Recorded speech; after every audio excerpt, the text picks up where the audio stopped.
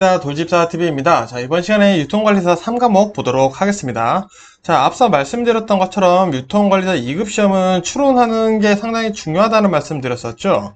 자, 그 반면에 외워야 할 것들은 확실히 외워야 된다 라는 말도 맞는 말이다 라고 보시면 되겠죠.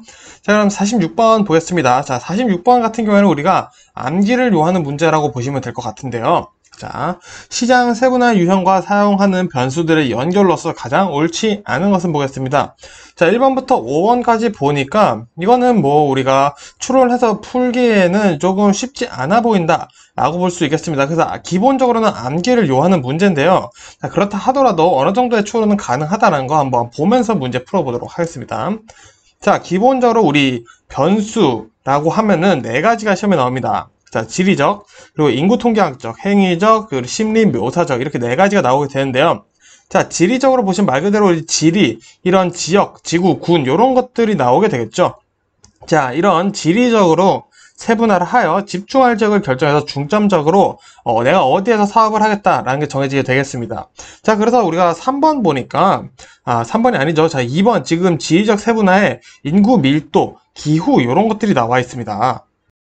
자, 그럼 이런 경우 우리 지리에 맞는다 라고 볼 수도 있겠죠. 자, 지리는 지역만 얘기하는 거라고 지금 내용은 나와 있지만 뭐 인구 밀도, 기후 이런 것들이 지금 지리적 세분화에 해당한다 라고 보시면 되겠고요. 자, 이거는 맞는 말이죠. 자, 그리고 우리 두 번째 인구 통계학적 세분화 보겠습니다. 가족, 성별, 나이, 소득 이런 개인적인 것들로 세분화한다 라고 되어 있는데, 자, 인구 통계학적 3번과 5번 있죠. 자, 성별, 가족, 규모 맞는 말이겠죠. 자, 그리고 소득, 직업. 자, 이것도 다 개인적인 것들로 세분화했다라고 보시면 될 것 같습니다. 자, 그리고 세 번째가 행위적 세분화죠. 소비자마다 다른 특성을 이해하여 제품에 관련된 기준으로 세분화한다. 뭐 제품을 얼마나 자주 사용을 하는지, 그리고 구매를 할 때 어떤 것들을 고려를 하는지, 구매 성향은 어떻게 하는지, 뭐 많이 사는가 이런 것들이 해당될 수 있겠죠. 그래서 우리 행위적 보니까 1번이죠. 행동 분석적 세분화라고 되어 있는데, 자, 라이프 스타일, 살아가는 스타일이죠. 그리고 연령이다 라고 되어 있는데, 자, 이 연령이나 라이프 스타일 같은 경우에는 우리가 정확히 본다면은 개인적인가라고 볼 수 있겠죠. 자, 그래서 요거는 행동 분석적이라고 볼 수 없고요. 자, 인구 통계학적인 내용이다. 자, 라고 보시면 될 것 같습니다. 그래서 1번이 일단 틀린 내용 되어 있겠고요. 자, 4번도 볼게요. 심리 묘사적 세분화입니다. 자, 심리 행태에 대한 세분화로 소비자의 심리적 형태로 세분화한 것이다. 자, 이런 것들이 이제 소비와 라이프 스타일이 결합되어 있는 것이다. 라고 보시면 되겠고요. 자, 그래서 1번 같은 경우 라이프 스타일은 심리 묘사적 세분화가 되겠고요. 연령 같은 경우에는 우리가 인구 통계학적 세분화의 내용이다. 라고 보시면 되겠죠. 자, 그래서 요 네 가지 외워주셔야 되는데요. 지금 설명 듣다 보니까 어느 정도 좀 내용을 따라, 제목을 따라, 내용이 연결되는구나, 라고 보시면은 금방 외워지실 겁니다. 자, 47번 보겠습니다. 자, 소매 점포의 공간 분류와 그 용도에 대한 연결이 가장 옳지 않은 것은, 자, 이것도 뭐 기본적으로 외워주셔야겠습니다만, 자, 앞에 딸려있는 제목들과 상당히 연관되는 내용들이 많이 나온다. 보시면 되겠습니다. 자, 먼저 고객존이에요. 자, 고객에게 필요한 공간이다 보시면 되겠죠. 자, 고객용 출입구, 그리고 통로 계단, 이렇게 나눠지고 있다라고 보시면 될 것 같고요. 자, 그리고 상품존입니다. 상품을 위한 공간이라고 보시면 되겠죠. 상품 매입, 이런 보관 장소들은 상품을 위해 존재를 하는 장소다 보시면 되겠죠. 자, 직원존도 마찬가지, 직원을 위해서 존재하는 거죠. 사무실, 그리고 종업을 위한 식당과 휴게실 해당되는 게 맞겠고요. 자, 그리고 매장존입니다. 매장을 위해서 전반적으로 필요한 내용이다 라고 보시면 되겠는데요. 자, 매장, 고객 휴게실과 화장실, 비상구 이렇게 되어 있는데, 자, 요거는 매장존이라고 볼 수 없습니다. 자, 매장까지만 하면 모르겠는데, 자, 고객 휴게실과 화장실, 비상구는 누구를 위한 거죠? 고객과 직원을 위한 거라고 볼 수 있겠죠. 자, 그렇다면 매장존에 해당하는 내용으로는 볼 수가 없겠다라고 보시면 되겠습니다. 자, 그리고 후방존까지만 볼게요. 자, 후방존은 우리가 뭐 이제 직원들만 보는 공간, 이런 느낌 가져주시면 되겠고요. 고객들에게는 전혀 오픈되어 있지 않은 공간이겠죠. 그래서 물류 공간, 작업 공간 등이 이제 후방존에 해당한다라고 요 내용 보면서 외워주셔야겠지만 한번 몇 번 읽어보시다 보면은 금방 암기가 되겠다 싶으시겠죠? 정답은 4번 되겠고요. 자, 48번 보겠습니다. 지속성 상품의 경우 다음 주문이 도착하기 전에 판매 가능한 수량이 없거나 재고가 바닥이 나게 되는 최저 재고 물량을 기준으로 주문점을 결정한다. 1일 예상 판매량이 5개이고 리드타임이 7일이며 예비 재고 20개를 유지하고자 할 때 주문점. 자, 지금 주문점 문제입니다. 주문점 계산 문제 간간히 나오고 있고요. 자, 재주문점. 자, 요렇게 시험에 표현돼서 나오겠는데 주문점이나 재주문점 모두 똑같은 내용이다 보시면 되겠습니다. 자, 그러면 이 주문점, 재주문점 어떻게 계산하냐? 여기 써 있습니다. 자, 최대 리드 타임과 1일 평균 판매량을 곱해 주시고요. 거기에 안전재고량을 더해 주시면 됩니다. 자, 그러면은 최대 리드 타임 7일이죠. 7일에 1일 예상 판매량이 5개. 이거로 곱해주면 35죠. 자, 여기 안전재고량 20개입니다. 예비재고죠. 자, 그래서 더해주시면 55개 나오죠. 정답 3번 선택해주시면 되겠습니다. 자, 49번. 아래 글상자에서 설명을 옳은 것은, 자, 주어진 상황에서 특정 대상에 대한 개인의 중요성 및 관련성 지각 정도를 의미하는 것으로 고객이 제품 구매 결정에 투입하는 시간 및 정보 수집과 노력과 관련이 높다. 자, 라고 되어 있습니다. 자, 어쨌든 고객이 어떤 물건을 내가 살지 말지 결정을 하는데 노력을 다하는 것과 관련이 상당히 있다. 라는 이 뒷부분이 지금 이 문제에 대한 핵심을 다루고 있다. 보시면 되겠죠. 자, 그래서 요거는 우리가 외워주셔야 됩니다. 정답은 5번이고요. 자, 관여도라고 합니다. 그래서 우리가 저관여도, 자, 공부하신 분들, 자, 고관여도 이렇게 물건들이 나뉘어지는데요. 자, 저관여도 같은 경우는 우리 편의품이 대표적이죠. 자, 우리가 휴지 사는데 그렇게 큰 고민을 하지 않는다는 겁니다. 자, 근데 고관여도 같은 경우는 가전제품으로 볼까요? 자, 가전제품. 자, 우리가 가전제품 하나 살 때 정말 많은 상품들을 비교를 해보고 사죠. 자, 그래서 우리가 고객이 상품을 살 때 관여를 많이 한다? 고관여도. 관여를 적게 한다? 저관여도. 이렇게 개념 잡아주시면 되겠습니다. 요 저관여도, 고관여도 연결되는 상품도 시험에 자주 나오고 있으니까 개념 지금 잘 잡아주시면 될 것 같아요. 자, 50번 보겠습니다. 매장에서 비주얼 머천다이징을 구성할 때 다양한 방법을 사용할 수 있다. 아래 그 상자에 설명하는 내용의 기법으로 가장 옳은 것은 보겠습니다. 자, 내용 볼게요. 고객에게 상품의 특성과 장점에 대한 정보를 제공하고 인기 상품이나 계절 상품 등을 제안하는 역할을 한다. 두 번째, 고객의 시선이 닿기 쉬운 곳에 구성하여 고객의 무의식적인 구매 충동을 자극하도록 구성한다. 세 번째, 고객에게 상품의 컨셉이나 가치를 시각적으로 호소한다. 자, 이 내용이 다 사실은 비주얼 머천다이징의 내용이라는 거죠. 자, 그러면 이 내용은 뭘 설명하고 있냐? 정답은 3번이죠. 자, 우리 비주얼 프레젠테이션, 그래서 BP라고 합니다. 자, 요게 지금 우리 BP에 대한 내용을 말씀드리고 있고요. 자, 우리 추가로 좀 알아두실 게 뭐냐면 포인트 프레젠테이션 PP고요. 아이템 프레젠테이션이 이제 IP라고 합니다. 자, 근데 포인트 프레젠테이션은 뭐냐? 우리가 A라는 상품을 한 매장에서 맨 처음에는 입구에 진열되어 있는 거예요. 그래서 우리 들어보니까 여기에 A 상품이 있네? 하고 또 구경을 하다 보니까 또 상품 한가운데 또 A 상품이 또 진열되어 있어요. 여기 A 또 있네? 라고 보는 거죠. 자, 이런 식으로 PP라는 것은 포인트 프레젠테이션, 고객들의 시선이 있을 만한 곳에 이 물건들을 계속 두는 겁니다. 자, 그래서 우리 포인트 프레젠테이션의 핵심은 이 두 번째 내용인데요.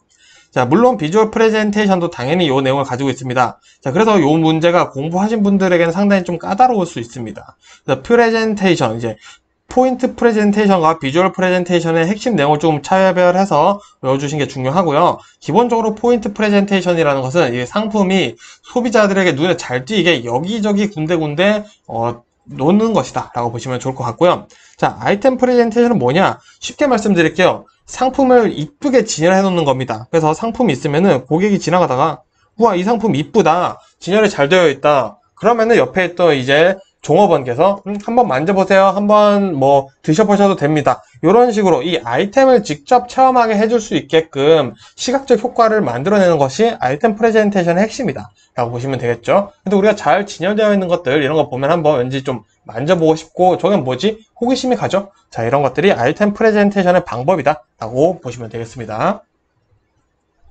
자, 그래서 제가 이제 간단히 정리를 해놨는데요. 이 문제 같은 경우는 BP에 대해서 얘기를 하고 있죠. 계절이나 특성에 맞게 쇼윈도나 매장 입구에 상품을 보이게 한다. 일단 들어오게 하자. 이 내용이고요. PP, 고객의 시선이 닿는 모든 곳에 상품을 두는 거죠. 그래서 우리의 주력 상품 이겁니다. 자, 이런 내용이 나올 거고요. 자, 아이템 프레젠테이션, 상품을 이쁘고 보기 쉽게 진열해서 구매 욕구를 끄집어내는 것이다 라고 제가 말씀드렸던 거 이렇게 간단히 정리해서 머릿속에 담아두시면 되겠습니다. 자, 51번 볼까요? 촉진 예산을 결정하는 방법에 대한 설명으로 가장 옳지 않은 것은, 자, 요거는 제가 또 쉽게 말씀드릴게요. 요거는 틀려라 문제입니다. 자, 우리의 100점을 방지하기 위해서 만든 문제이기 때문에 난 굳이 괜찮아, 우리 60점만 맞으면 합격인데 라고 생각하시는 분들은 지금 넘어가셔도 상관이 없습니다. 그래도 지금 나 한 번이라도 들어볼래 하시는 분들은 계속 보시면 되고요. 자, 보겠습니다. 자, 우리 촉진 예산이라는 것 안에는 어떤 내용들이 있냐면요, 가용예산법, 매출액 비율법, 경쟁대안법, 목표과업법이라고 있습니다. 자, 근데 저도 촉진 예산에 대한 공부를 좀 해보니까 이게 완전 경제학에 나오는 얘기예요. 자, 우리는 뭐 유통관리사의 경제학, 경영학 뭐 이런 내용들이 많이 나오고 있지만 사실 경제학을 이렇게 좀 어렵게 다루고 있는 내용들이 나오는 것들은 뭐 거의 없다고 보시면 되겠습니다. 자, 그래서 우리 가용예산법, 매출액 비율법, 경쟁대안법, 목표과업법 4개가 촉진 예산에 해당이 되는데요. 자, 이 문제 같은 경우에는 지금 3번이 틀렸어요. 자, 단위당 고정비용법으로 되어 있습니다. 자, 고가격 제품, 비싼 제품의 촉진에 특정 비용이 수반될 때 이를 고려하여 예산하는 결정 방법이다. 자, 요 내용 같은 경우에는 우리가 단위당 고정비용법이라고 얘기를 하지가 않고요. 제가 공부를 한 바로는 요 내용은 목표과업법에 조금 더 해당하지 않을까라는 생각이 조금 들었습니다. 자, 그래서 나머지 내용들 좀 보면은 맞는 말이겠죠? 자, 가용예산법이라는 것은 기업의 여유자금에 따라 예산을 결정하는 것이다. 자, 기업이 여유자금이 많으면 많을수록 예산을 더 많이 책정을 해주겠다. 이런 내용이 되는 거고요. 자, 매출액 비율법은 과거의 매출액이나 예측된 미래의 매출액, 이 말 그대로 매출액을 근거로 예산을, 촉진 예산을 결정하는 거죠. 그리고 경쟁대안법은 이제 경쟁사가 있을 거 아니에요. 자, 이 경쟁사가 과연 어떤 촉진 예산을 이번에 얼마나 꾸렸냐? 그러면은 우리도 그거랑 비슷하게 해야 되지 않겠냐? 이렇게 얘기를 하는 거고요. 자, 목표과업법이라는 것은 이제 촉진 목표, 이만큼 홍보를 할 것이다 라는 목표가 있으면은 이거를 달성하기 위해 우리가 어떤 행동들을 해야 되는지 나오겠죠. 뭐 예를 들어서 TV 광고를 해야 될 수도 있고 바이럴 마케팅을 해야 될 수도 있겠죠. 자, 이런데 어떤 비용들이 드는지 먼저 찾아보고 정하자, 그 예산을 결정하자 라고 얘기를 하는 것이 목표과업법이다 라고 보시면 될 것 같습니다. 그래서 나머지 이 4가지 내용을 공부를 해두시는 게 촉진 예산에 대한 공부 방법이라고 보시면 좋을 것 같아요. 자, 52번 볼까요? 자, 아래 글 상자에 설명하는 마케팅 조사 기법으로 가장 옳은 것은, 자, 다수의 대상들을 그들이 소유한 특성을 토대로 유사한 대상들끼리 집단으로 분류하는 통계 기법이다 라고 되어 있습니다. 자, 요거는 우리가 외우는 수밖에 없겠죠. 자, 밑에 제가 설명드린 것부터 먼저 볼게요. 자, 먼저 시계열 분석이라는 단어가 나옵니다. 시계, 말 그대로 시간의 흐름에 따라 하는 거죠. 그래서 일, 월, 주, 뭐 이런 단위, 시간의 기간을 나눠서 이제 과거 자료를 파악해서, 옛날에 일주일 동안 요 정도 팔렸으니까, 요 정도는 일주일치는 요 정도 준비해놔야겠다. 이런 식으로 분석하는 것이 시계열 분석이다. 보시면 됐고요. 컨조인트 분석은 제품의 대안들에 대한 선호 순위를 분석해서 소비자들의 속성 평가 유형을 정확히 밝혀서 선호도 예측, 시장 점유 예측을 하려는 분석이다. 자, 무슨 말이냐? 자, 이 제품, 내가 팔려고 하는 휴지가 있는데, 자, 휴지 대신에 우리 물티슈를 써도 되겠죠. 뭐 휴지를 쓰는 것이 더 좋겠지만, 자, 이런 대안 상품들을 사람들이 얼마나 선호하냐, 이런 것들을 밝혀가지고 우리가 이게 필요한지 아닌지 한번 조사를 해보자. 이렇게 얘기를 하는 것이 이제 컨조인트 분석이다 보시면 되겠고요. 자, 회귀 분석은 제가 설명이 정말 긴데 좀 줄여봤습니다. 자, 변수가 변수에 영향을 주는 크기를 회귀 방정식으로 계산하는 것이 회귀 분석이다. 자, 쉽게 말씀드리겠습니다. 자, 키가 180인 사람이 있어요. 키가 160인 사람이 있습니다. 몸무게가 누가 더 많이 나갈까요? 라고 하면은 보통 키 큰 사람이 몸무게가 더 많이 나간다는 걸 알 수 있죠. 자, 그런데 요건 사실일까요? 100% 사실이라고 할 수는 없겠죠. 자, 그렇다면은 160을 가진 사람이 180보다 더 많이 몸무게가 더 많이 나가려면은 어떤 변수들이 있을까요? 첫 번째 뭐 많이 먹는다 이런 것들이 있겠죠. 그래서 변수를 설정해 봤어요. 자, 160인 사람이 많이 먹는다면 180보다 더 무거워질 수 있지 않을까? 라고 변수를 책정해 보니까 요거는 좀 맞는 말이에요. 자, 근데 이 변수에도 영향을 주는 변수가 있겠죠. 그래서 맨 처음에 설정한 걸 독립변수라고 합니다. 자, 근데 이 독립변수에 영향을 주는 게 있어요. 자, 그날의 입맛이라고 보겠습니다. 자, 160을 가진 사람이 많이 먹으면 180보다는 무거워질 수 있어 라는 독립변수를 설정을 했는데, 야, 그럼 160을 가진 사람이 맨날 많이 먹어? 그 사람은 맨날 많이 먹을까? 아니, 그날 입맛에마다 다를 수도 있어. 그러면은 많이 먹는다라는 우리의 변수가 또 바뀔 수도 있겠지 라고 설정을 해보는 거죠. 그래서 이 변수, 우리가 설정한 변수에 또 변수를 줄 수 있는 것들까지 한번 조사를 해서 이 방정식으로 풀어보는 것이 회귀 분석이다 라고 보시면 될 것 같습니다. 제가 설명을 조금 제 나름대로는 참 쉽게 한다고 말씀을 드렸는데 제가 조금 더 좋은 방법이 있으면 댓글로 한번 달아보도록 하겠습니다.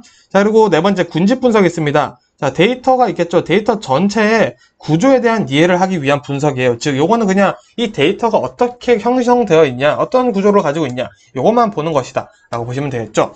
자, 그래서 요 네 가지 보고 보니까 우리가 정답을 한번 찾아볼 수 있겠죠. 정답은 3번입니다. 자, 지금 다수의 대상, 요 대상이 이 데이터라고 보시면 되겠죠. 이 데이터 안에서 가지고 있는 특성을 토대로 비슷한 사람들 집단으로 한번 분류를 해보자. 집단이 군집이죠? 자, 이렇게 해보니까 지금 이 대상, 이 데이터는 이런 통계를 가지고 있더라 라는 그냥 단순한 사실을 얘기를 해주는 것이 군집 분석이다 보시면 되겠습니다. 자, 53번 보겠습니다. 세분화된 시장들 중에서 매력적인 표적 시장을 선정하기 위한 고려사항으로 가장 옳지 않은 것은, 자, 이렇게 두리뭉실한 건 뭐다? 읽어보면서 추론해서 풀어내라 라고 하는 문제라고 말씀드렸습니다. 자, 하나씩 볼게요. 자, 1번. 경쟁의 측면에서 개별 세분시장 내의 경쟁 강도를 살펴보아야 된다. 자, 내가 매력적인 표적 시장을 선정하기 위해 필요한 내용일까요? 자, 필요한 내용이겠죠. 자, 2번. 해당 세분시장이 자사의 역량과 자원에 적합한지를 살펴보아야 한다. 자, 이것도 너무나도 당연히 맞는 말이죠. 우리가 사장님 입장에서 생각해보면 맞다 볼 수 있겠습니다. 자, 그리고 3번 볼게요. 자, 선택할 시장들의 절대적 규모를 고려하여 살펴보아야 한다. 자, 이거 틀린 내용입니다. 자, 첫 번째 틀린 이유 뭐냐? 제가 말씀드렸었죠. 전 영상에서 말씀드렸던 게 너무 좋아. 그리고 너무 필요 없어. 자, 이렇듯이 필요 없다. 뭔가 그냥 필요 없다라고 하면 되는데 이거는 뭐 아주 필요 없다. 아예 활용하지 않는다. 이런 표현이 나오면은 요건 조금 오버한 내용이다라고 볼 수 있겠죠. 그런 경우들이 우리 정답이 되고 있다라는 거 제가 많이 말씀드렸습니다. 자, 그래서 요런 내용 들어가 있죠. 절대적 규모. 자, 절대적인 기준을 가지고 평가하는 시대는 많이 지났습니다. 그래서 절대적인 규모를 고려하여 확인해 본다라는 거는 이 유통관리사의 흐름에는 상당히 맞지 않는 내용이다. 그리고 맞지 않는 단어 선택이다. 라고 보시면 되겠죠. 자, 이런 감을 익히는 게 바로 우리 유통관리사 추론 공부라고 말씀을 드리고 싶습니다. 그래서 우리 절대적 규모가 가장 중요하다. 요런 내용 나오면은, 야, 요거 조금 수상한데, 다른 변수가 있을 수도 있잖아. 이런 생각을 해보면은 틀린 말이라고 볼 수 있게 된다라는 거죠. 그래서 정답이 3번이 됩니다. 물론 우리가 매력적인 표적 시장을 선정할 때 절대적 규모를 봐야 되는 것이 아니죠. 옆에 경쟁사 이런 것들을 어떻게 했는지 또 봐야겠죠. 그래서 상대적인 규모를 고려하여 살펴보는 게 당연히 맞겠습니다. 자, 4번도 볼까요? 자사가 기존에 가지고 있는 마케팅 믹스책과 일치하는지 살펴보아야 된다. 자, 이것도 읽어보니까 맞는 말이죠. 자, 5번. 선택할 시장이 자사가 가지고 있는 목표 및 이미지와 일치하는지 살펴보아야 된다.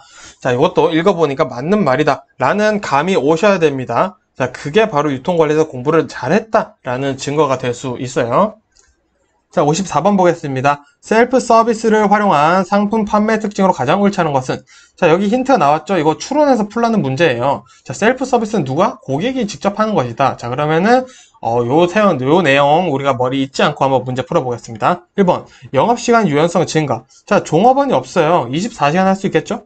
맞는 말. 자, 소매점의 판매 비용 절감. 이것도 종업원이 없으니까 맞는 말이죠.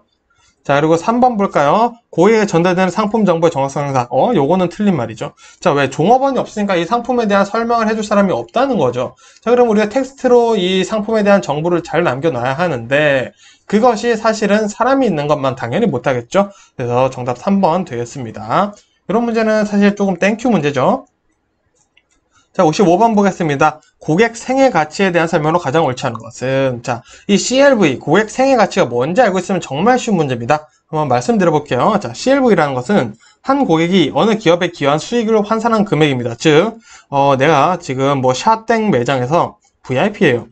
자, 그러면 연간 5천만 원 이상을 썼다는 거죠. 자, 이거를 어떻게 알아내냐? 바로 이 CLV, 고객 생애 가치로 알아냈다라는 거죠. 그래서 우리 회사에서 물건 진짜 많이 사셨네? 그럼 VIP죠? 자, 요 얘기를 하고 있는 거예요. 그래서 요 CLV는 인터넷 쇼핑몰 고객 평가에 용이하겠죠. 왜? 우리가 오프라인에서 사는 경우에는 기록이 다 남지 않을 수도 있죠. 근데 인터넷으로 구매하면 이 아이디만 쳐봐도, 고객의 아이디만 쳐봐도 얼마나 샀는지 알 수 있기 때문이죠. 그리고 정량적 관계이므로 수치가 가능하다. 당연하죠. 숫자로 나오기 때문이죠. 그리고 고객 유치 비용을 줄이고 고객 유지 비율을 유지한다. 자, 신규 고객을 끌어들이는 것보다는 이미 우리 회사의 충성도가 높은 고객들을 위해서 좀 더 신경을 써주겠다. 이런 얘기를 하는 거죠. 그리고 당연히 고객 유지율과 비례관계를 가지고 있겠죠. 자, 이 내용 가지고 한번 그러면은 정답 한번 찾아볼까요? 옳지 않은 것이죠. 정답은 자, 2번이다. 방금 충성도 높은 고객을 위해서 한다고 했잖아요. 자, 충성도가 높다고 해서 반드시 CLV, 요거는 금액이라고 했죠? 금액이 높은 건 아니에요. 자, 자주 산다고 해도 우리가 한 번 샀는데 100만 원 사는 사람이 있을 수고 자주 10,000원씩 사는 사람이 있겠죠. 자, 이럴 수 있다는 겁니다. 그렇지만 이 CLV, 당연히 회사의 입장에서는 충성도로 보면은 자주 사는 사람들이 더 높다고 볼 수 있어요. 아, 그렇지만 한 번에 많이 사는 사람들이 있을 수도 있다. 왜? 이 고객 생애 가치는 누가 자주 샀냐고 말하는 것이 아니라 누가 더 많이 샀냐라는 것을 결국에는 물어보는 것이기 때문이다 라고 이해를 해두시면 좋을 것 같습니다.